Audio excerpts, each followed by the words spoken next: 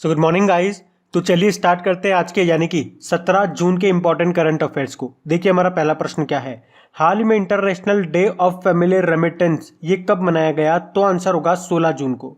तो हर साल 16 जून को international day of family remittance के रूप में मनाया जाता है। थीम क्या रही इस बार की?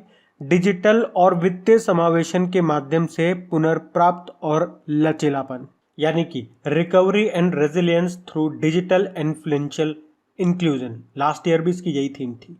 अच्छा, यहाँ पे दो शब्द आप देखिए, फैमिली एंड रेमिटेंस। फैमिली से आपको एक और डे याद आएगा, इंटरनेशनल फैमिली डे, वो हम 15 मई को मनाते हैं।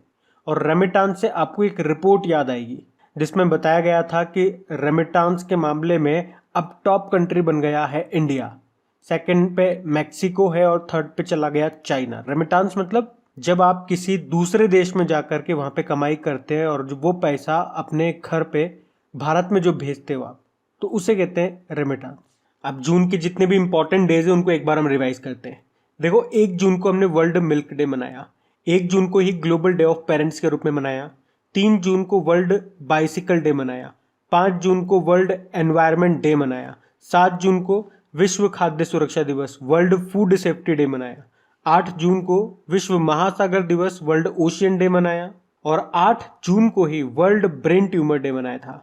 12 जून को बाल श्रम के खिलाफ विश्व दिवस world day against child labour मनाया, 13 जून को इंटरनेशनल एल्बिनिज्म अवेयरनेस डे मनाया और 14 जून को वर्ल्ड ब्लड डोनर डे के रूप में मनाया। और अभी 15 जून को हमने विश्व बुजुर्ग दुर्व्यवहार दिवस के रूप में भी मनाया था, world Elder abuse awareness day, तो वो भी याद रखिएगा। बढ़ते हैं आगे। अच्छा बताइए, अभी हाल ही में जारी वर्ल्ड कॉम्पिटिटिवनेस इंडेक्स में भारत किस स्थान पर है? तो आंसर होगा 37 नंबर पे। तो वर्ल्ड कॉम्पिटिटिवनेस इंडेक्स में भारत 37 नंबर पे आ गया है। पिछले साल भारत 43 नंबर पे था, तो मतलब इसमें सुधार हुआ है। और दुनिया में प्रतिस्पर्धात्मक के लिहाज से एशिया अर्थव्यवस्था में ये सबसे तेज सुधार है। और इसे जारी किसने किया इस इंडेक्स को? तो इंस्टीट्यूट फॉर मैनेजमेंट डेवलपमेंट ने इसको जारी किया। तो भारत तो इसमें 37 नंबर पर है। टॉप 3 कंट्रीज की बात करेंगे तो टॉप पे डेनमार्क है, सेकेंड नंबर पे स्विट्जरलैंड है, थर्ड नंबर पे सिंगापुर है और फोर्थ पे स्वीडन है। और भारत 37 पे है। बाकी देखो, अगर आपसे पूछा जाए कि पर्यावरण प्रदर्शन सूचकांक में भारत कौन से स्थान पर रहा, तो 180वें, यानी कि आप कह सकते हो आखिरी पोजीशन पे भारत ही था। इसमें टॉप पे डेनमार्क था। और अभी अंकटाड ने एफडीआई प्राप्तकर्ताओं की सूची जारी की थी, उसमें भारत 7वें स्थान पे था और टॉप पे था यूएस। अभी आपको याद होगा, आईआईएम अहमदाबाद ने देश का पहला कृषि भूमि मूल्य सूचकांक भी लॉन्च किया था। चलो मुझे बताओ, विश्व वायु शक्ति सूचकांक 2022 में भारतीय वायुसेना कौन से स्थान पर है? तीसरे स्थान पे। पहले स्थान पे अमेरिका की वायुसेना, दूसरे स्थान पे रशिया की वायुसेना और तीसरे स्थान पे भारत की। अगर आपसे पूछा जाए कि वर्ल्ड प्रेस फ्रीडम इंडेक्स, इसमें भारत कौन से स्थान पे था? 150वें स्थान पे था, टॉप पे नॉर्वे था। और इसको जारी कौन करता है? Reporters without border. अच्छा, अभी यूनाइटेड नेशन एनवायरनमेंट प्रोग्राम ने एक रिपोर्ट जारी किया था जिसमें बताया था कि सबसे अधिक नॉइज पोल्यूशन, ध्वनि प्रदूषण वाला शहर कौन सा है? तो आंसर होगा ढाका, बांग्लादेश की कैपिटल ढाका। और सेकंड नंबर पे है मुरादाबाद, भारत का मुरादाबाद। और ये प्रश्न अभी एग्जाम में पूछा भी गया था। लेकिन अगर आपसे IQ एयर ने जो अभी वायु गुणवत्ता रिपोर्ट जारी किया था 2021 का, उसके बारे में पूछे, तो यहाँ पे भी 3 तरह से आपसे प्रश्न पूछेगा। देश के बारे में बताइए, तो देशों में तो सबसे ज़्यादा प्रदूषित है बांग्लादेश, भारत इसमें 5वें स्थान पर है। राजधानियों में पूछे तो टॉप पर दिल्ली है, सेकंड पे ढाका है। और शहरों में पूछे तो जो राजस्थान का भिवाड़ी शहर है, ये भारत का सबसे प्रदूषित शहर है। बाकी आप जानते हो, अभी वर्ल्ड हैप्पीनेस रिपोर्ट आई थी, उसमें भारत 136 नंबर पे था और टॉप पे फिनलैंड था। और उसके पहले जो डेमोक्रेसी इंडेक्स आया था, लोकतंत्र सूचकांक 2021 का, उसमें भारत 46 नंबर पे था और टॉप पे नॉर्वे था। वैसे अभी भ्रष्टाचार सूचकांक भी आया था, करप्शन परसेप्शन इंडेक्स 2021, जिसको जारी किया था ट्रांसपेरेंसी इंटरनेशनल ने, उसमें भारत 85 नंबर पे था। तो ये सारे इंडेक्सेस जो मैंने आपको बताए, ये भी ध्यान रखना, ये भी न्यूज़ में थे। बढ़ते आगे। चलिए बताइए, अभी हाल ही में जारी global wealth and lifestyle report 2022 के अनुसार रहने के लिहाज से दुनिया का सबसे महंगा शहर कौन सा है?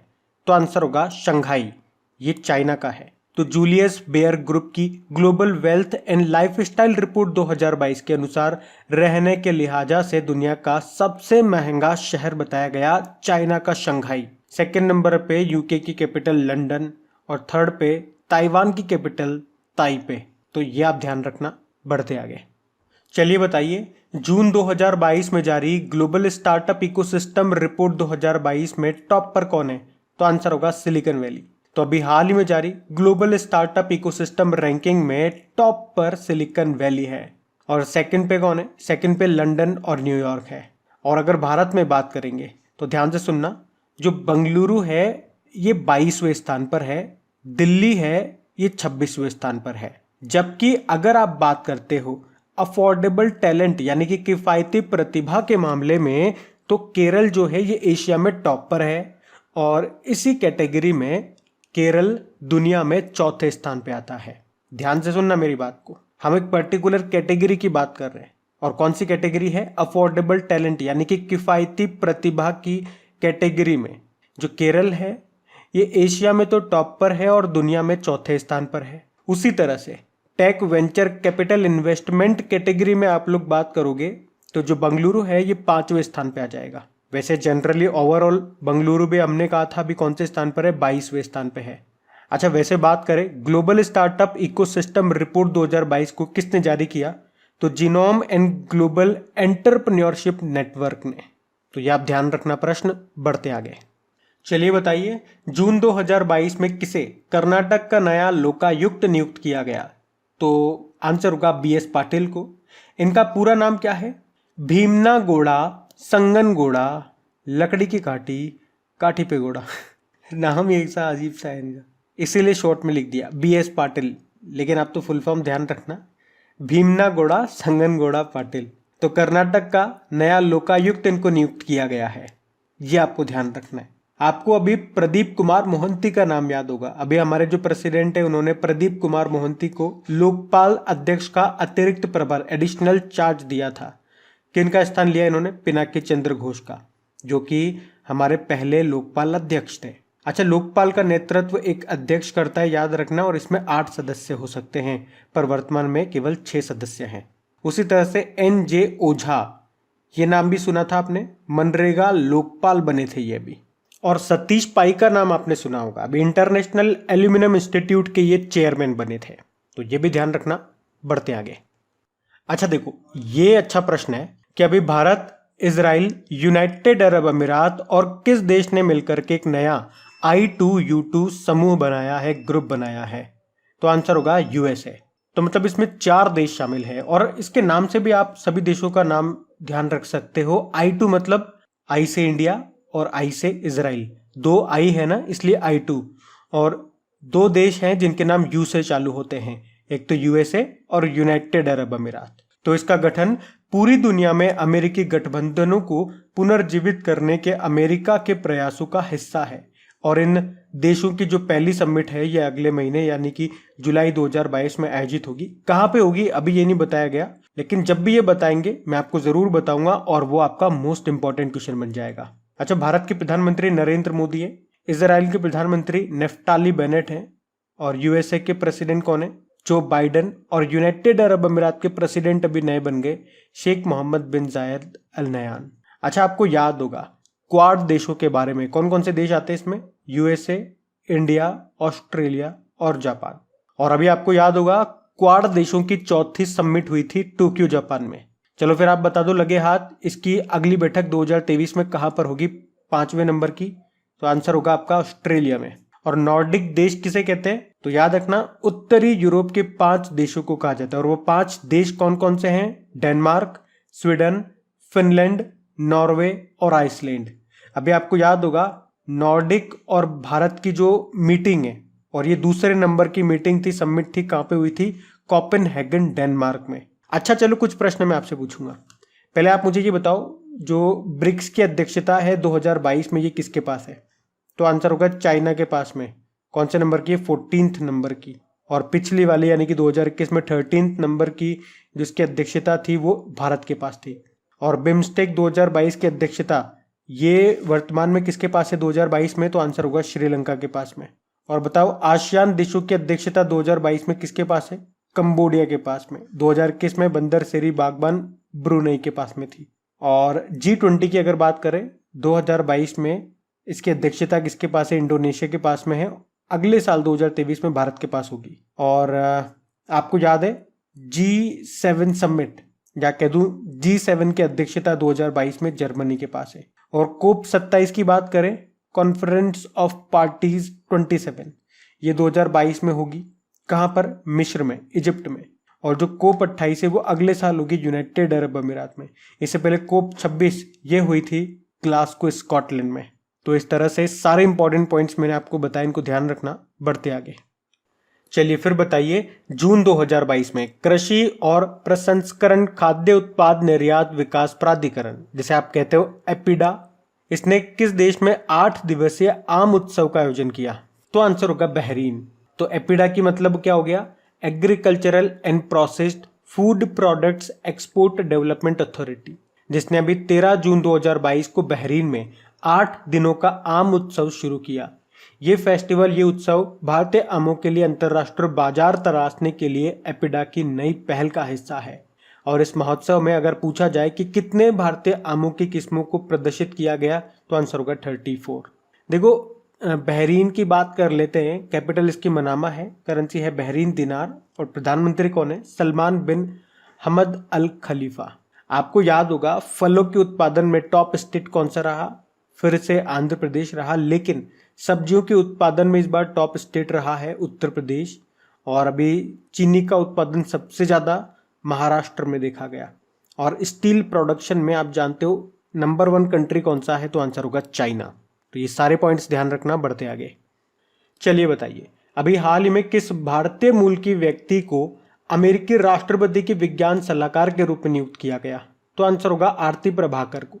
तो अमेरिका के जो प्रेसिडेंट है जो बाइडेन, उन्होंने भारतीय मूल की भौतिक विज्ञानी है आरती प्रभाकर, इनको अपना वैज्ञानिक सलाहकार नियुक्त किया है। वे किनका स्थान लेंगी? एरिक लैंडर का स्थान लेंगी।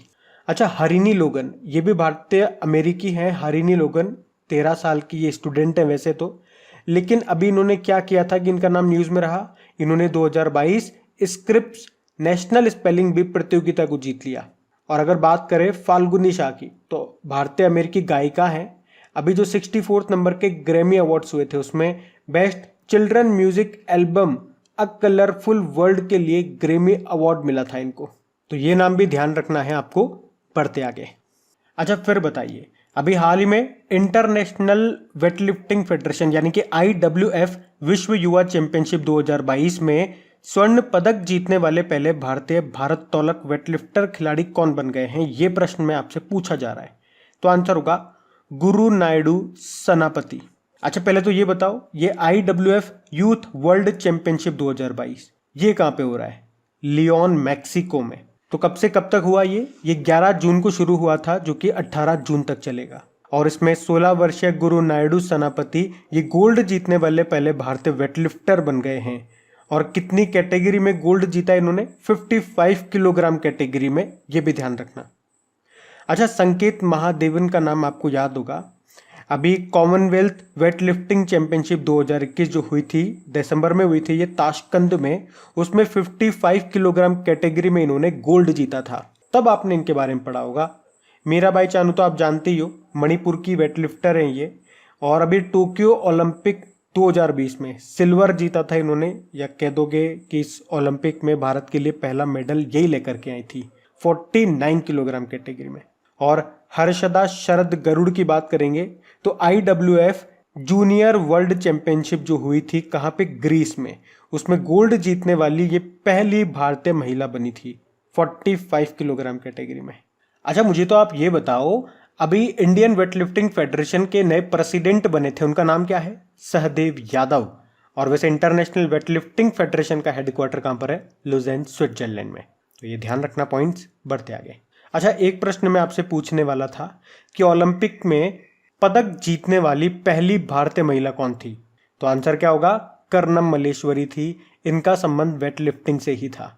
एक्चुअली में सन 2000 के जो सिडनी ओलंपिक हुए थे उसमें इन्होंने ब्रोंज मेडल जीता था। तो इस तरह से ओलंपिक में पदक जीतने वाली ये पहली भारतीय महिला बनी थी। और पहले भारतीय पुरुष की बात करेंगे तो आंसर हो जाएगा फिर आपका केडी जाधव। ये पहलवान थे और 1952 के हेलसिंकी ओलंपिक में कुश्ती में इन्होंने ब्रोंज जीता था, तो ये भी ध्यान रख लेना। बढ़ते आगे। अच्छा आप बताइए, अभी हाल ही में विश्व समुद्री कछुआ दिवस कब मनाया गया है? तो आंसर होगा 16 जून को। तो हर साल 16 जून को वर्ल्ड सी टर्टल डे के रूप में मनाया जाता है। इसे जलीय प्रजाति को विलुप्त होने से बचाने के लिए मनाया जाता है। अब यहां से एक प्रश्न आपको जरूर याद आ रहा होगा कि यार ये वाला प्रश्न तो हम पहले भी पढ़ चुके हैं। कौन सा वाला? वर्ल्ड टर्टल डे, विश्व कछुआ दिवस पिछले महीने पढ़ा था, 23 मई को मनाते हैं। वो था वर्ल्ड टर्टल डे। ये क्या है? वर्ल्ड सी टर्टल डे, विश्व समुद्री कछुआ दिवस। तो ये बनाते हैं 16 जून को। अच्छा एक प्रश्न का उत्तर दीजिए आप। कछुओं के संरक्षण के लिए दिया जाने वाला जो बेहलर कछुआ संरक्षण पुरस्कार है, ये किसे मिला था? तो आंसर होगा शैलेंद्र सिंह को। याद आया? ये अच्छा प्रश्न है, इसको याद रखना। बढ़ते आगे। चलिए फिर बताइए, आवधिक श्रम बल सर्वेक्षण की वार्षिक रिपोर्ट के अनुसार 2020-21 में महिला श्रम भागीदारी बढ़कर के कितनी हो गई है? तो आंसर होगा 25.1%। तो जुलाई 2020 से लेकर जून 2021 के लिए आवधिक श्रम बल सर्वेक्षण यानी कि पीरियोडिक लेबर फोर्स सर्वे की वार्षिक रिपोर्ट के अनुसार सामान्य स्थिति में अखिल भारतीय महिला श्रम बल भागीदारी दर 2021 में 2.3% बढ़कर के 25.1% हो गई है, जो पिछले साल 22.8% थी। बात करते हैं अगर ग्रामीण क्षेत्रों में महिला श्रम बल की भागीदारी कितने प्रतिशत बढ़ी है? 3%, और 3% बढ़ करके ये 27.7% हो गई है। जबकि शहरी क्षेत्रों में महिला श्रम बल की भागीदारी 0.1% बढ़कर के 18.6% हो गई है। तो ये डेटा भी ध्यान रखना आप। बढ़ते आगे। अच्छा फिर बताइए, NESDA 2021 रिपोर्ट के अनुसार ई सेवा वितरण आकलन में सभी राज्यों और यूनियन टेरिटरीज में कौन सा राज्य टॉप पर है? तो आंसर होगा केरल। और इसका मतलब क्या हो गया? NESDA का मतलब national e governance service delivery assessment 2021 report. तो इसके अनुसार केरल सभी राज्यों और केंद्र शासित प्रदेशों में ई सेवा वितरण आकलन में सबसे ऊपर है। तो राष्ट्रीय e governance service delivery assessment ये सरकारों को अपनी ई गवर्नेंस प्रणाली में सुधार के लिए सुझाव देती है। और अगर यूनियन टेरिटरीज में आप बात करोगे तो जम्मू कश्मीर फिर टॉप पर रहेगा। अब हम बात करेंगे कल के वीडियो में पूछे गए प्रश्न के उत्तर की। तो कल के वीडियो में आपसे पूछा गया था कि खेलो इंडिया यूथ गेम्स 2021 का खिताब किसने जीता? तो आंसर होगा हरियाणा ने। आप सभी ने प्रश्न का बिल्कुल सही उत्तर दिया है। और गाइज अगर सेशन अच्छा लगे तो प्लीज इसे लाइक करके शेयर जरूर कीजिएगा। और इन सभी क्वेश्चंस का क्विज बना करके अपलोड कर दिया गया आपके क्रैक एग्जाम एप्लीकेशन पे। वहीं पे आपको इसकी PDF भी मिल जाएगी। क्रैक एग्जाम एप्लीकेशन का लिंक आपको मिलेगा नीचे डिस्क्रिप्शन बॉक्स में। अब ये रहा आज का आपका होमवर्क प्रश्न।